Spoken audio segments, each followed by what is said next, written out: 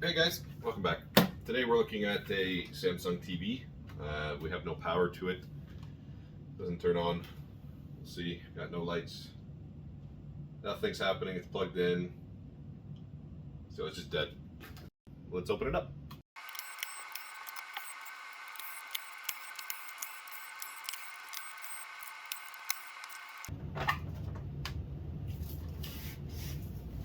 All right. I don't see anything blown right off the bat. Let's take a quick look.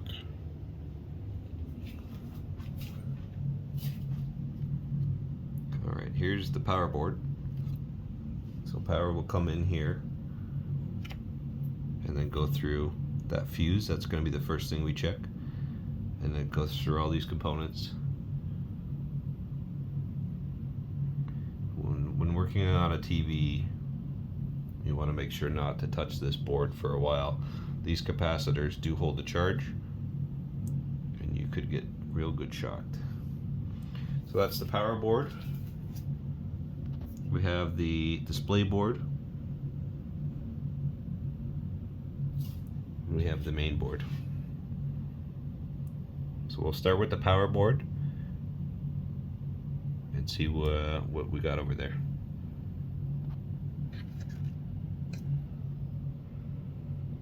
Okay, we got our kW voltmeter here. We're going to check the fuse first, and then the power rails. Set that up there so you can see it. It's just slightly out of reach, but it's good enough. So I have it on auto. Let's see if it tests this fuse on auto. Okay, fuse looks good. So we do have power going through the fuse. So just looking at some other components here, we could do some power on testing to see if power is going through all this equipment. It's more or less trying to figure out where our test points are going to be. So I guess the first thing I can do is look for a short. Doesn't appear there's any shorts. We have a 989 kilo ohm reading. What else can we do? We can check for any voltage on this capacitor. Looks like there's 1.58 volts and it's dropping. We do have another fuse here that I'm just seeing now. That one looks fine as well. So what I'll do is I want to go to this connector. There's a legend here which shows what pin has what voltage, so that should tell me if the next board is getting proper voltage. So let's plug that in again, being careful not to touch any components. I got one probe on ground, and then I'm going to go to each individual pin here. So it's giving me ohms reading, so that might be ground. That might be ground as well. Maybe I need to change the setting here. Okay, let's change to voltage, DC.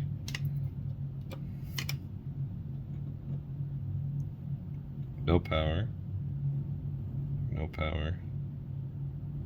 So these pins aren't getting anything. No volts at all. So does that tell me it's a power board issue? Or maybe that doesn't initialize until we press the on button. I plugged in the power button just to see if I could turn it on to read some voltages, and then I noticed that red light flashing twice. I looked it up online and it said it's a power supply problem. So perhaps we should take some more readings off of here to see where we get, but that just tells us quite a bit that it is a power supply problem. Okay, I'm back over at this power supply now. I've mocked up the power switch, so technically it should be on. So let's try to take some readings at this back connector again. Here we go. I had 5 volts. Where'd it go? Still nothing. Oh, here we go. 5 volts. And gone.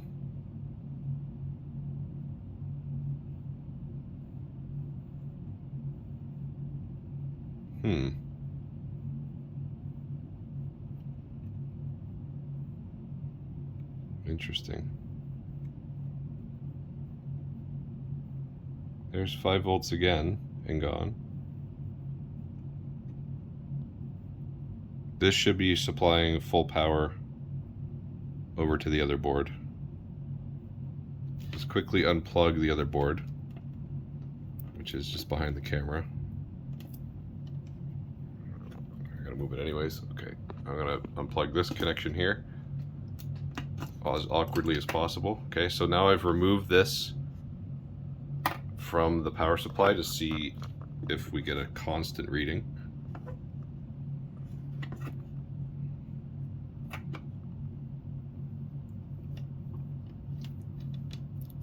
Probe on ground. We do.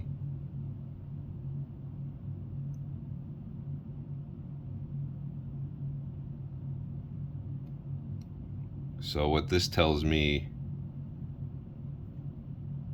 is the main board might be having an issue.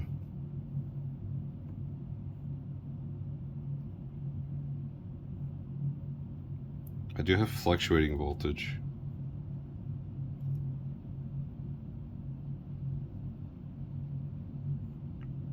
Quite a bit. The fluctuating voltage plus the flashing light on the power button told me that likely the issue was the power supply, and I ended up just ordering another power supply board off of AliExpress for 30 bucks. I figured let's just give it a shot and try it. I know components for these circuit boards can be a little difficult to find, especially for power supplies, and generally I don't like to mess around with power supplies, so I'm going to do a swap of this and we'll see if that rectifies the issue.